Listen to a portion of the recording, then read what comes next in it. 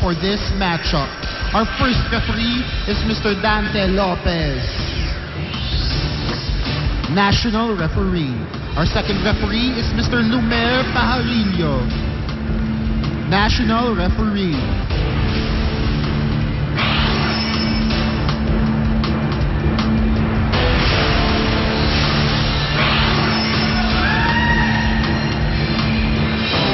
And now, introducing the starting six for your University of Santo Tomas.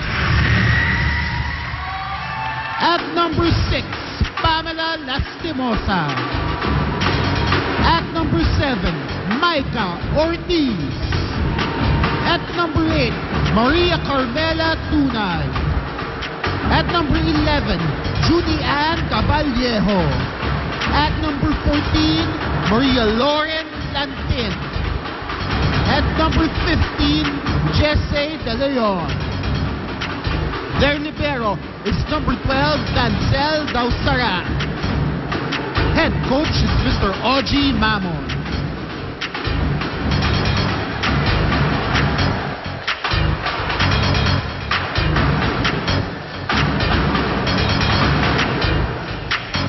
And now, the starting six for your Far Eastern University, Lady Tamaraws. At number 2, Marjorie Rojas. At number 4, Maritoni Basas. At number 5, Rosemary Vargas. At number 9, Mary Remy Palma. At number 12, Giselle Steve. At number 15, Welet Eulalio. Their libero, number 1, Christine Agno. Their coach, Mr. Florentino Santos.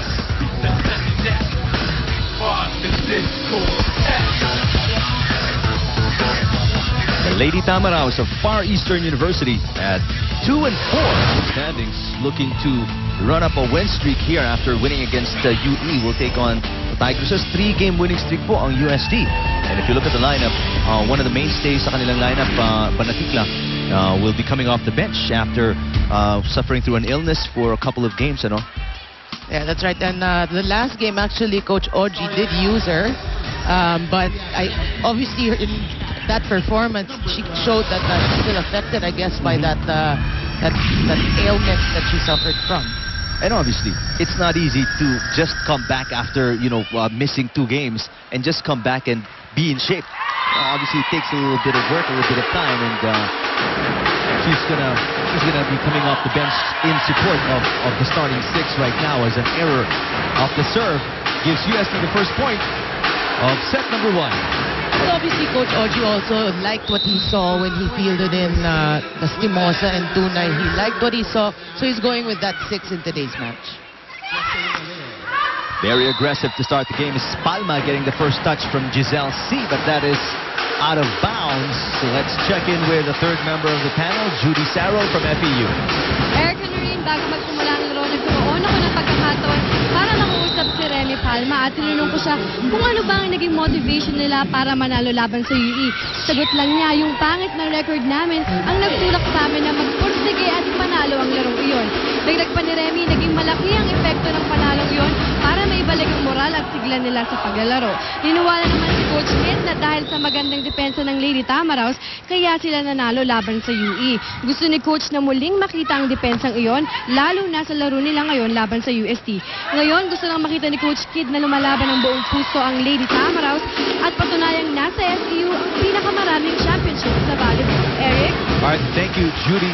Well, indeed, that is true. If we touch on the last part of that report, 29 championships.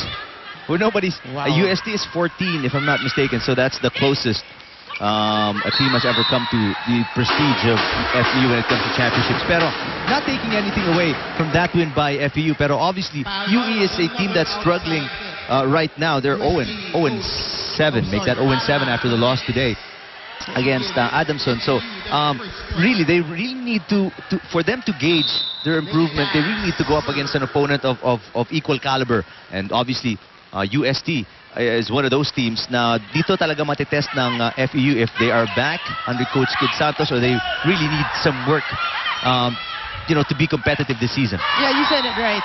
Of course, not like you're saying, not to take anything away from UE. This would be a good gauge because you know, if there is a LaSalle Ateneo rivalry in volleyball. During my time also, no, early 19s. Yeah. But it was UST and FEU. So it's like an Ateneo LaSalle match na no matter what the standings are, when UST and FEU plays each other, it's a different type of ball game. So yeah, we expect actually today to be no different for both these squads. And now introduce natin yung final member ng panel from UST. Reporting is Tina Marasigan. Sa paghahanda para sa larong ito, the training of the Tigers Nets will focus more on receiving the ball dahil ayon sa kanila, kargado ang services ng FEU.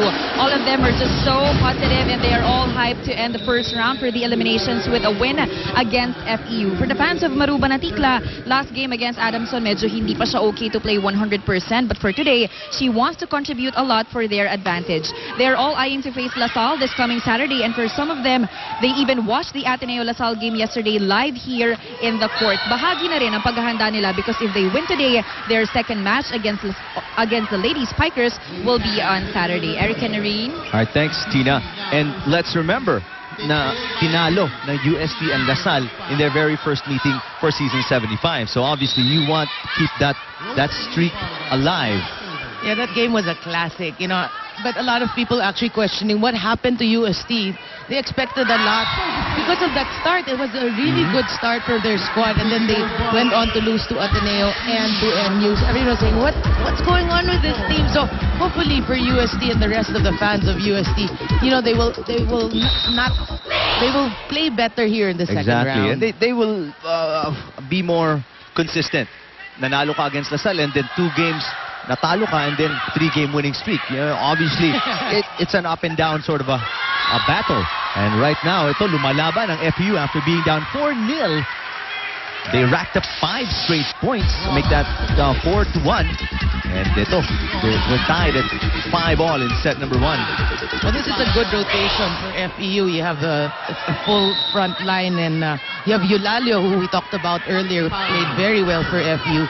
So if you're FEU, you want to take advantage of this rotation. Caballejo played center there, and Tunay was a little too far for what she intended to do, which was a drop right in front of the net ng FEU. Sometimes players, they try to be too precise. No? They want to make with the drop balls. They want to really talagang exacto. Gumapang na lang, no? Pero, people don't. They tend to forget. Once you put it over, a kill is a kill. So it's better to get it over than not over at all. FEU takes the lead here in set number 1, 6-5. Basas. Great save by Lantin. Tunay. It's a free ball for FEU. Underhand set, Eulalio. A little more aggressive now than we've ever seen her in the last at least 3 games ng FEU. And they need that from her. Of course. She was one of the vital cogs ng opensa ng FEU for the last 2 years. So it doesn't make sense that now, when masyado nang na-depleting yung lineup nila from their previous star players, ngayon pa mawawala yung services ni Eulalio offensively. That's right. She has to step up. And if you're FEU also, you want to go more to Vargas, because last year, she was one of the leading scorers, and this year, her numbers have dipped. So they have to defend better so that they are able to set it to Rosemary Vargas. They need to use her. Sayang eh. Definitely one of the strongest hitters available out there. Basas. Very nice cut shot. Both teams having their own share of mental errors here in this first set. What a power hit that walked the net. Vargas picking that up. Rojas right on the line. What a good set there, Giselle C. Realized that the blockers were trying to win it. Eulalio and Basas gave a back set and just one blocker there. So a point for FEU. You were right, Noreen, sa point mo na itong lineup na to ni Giselle C at the front is very potent, and they should really take advantage of it. Basas is there. They can get some service, the hits of Eulalio as well. Well, they have to, first and foremost, they have to receive better. 8-7 with that point by Ortiz. UST on top here in set number 1.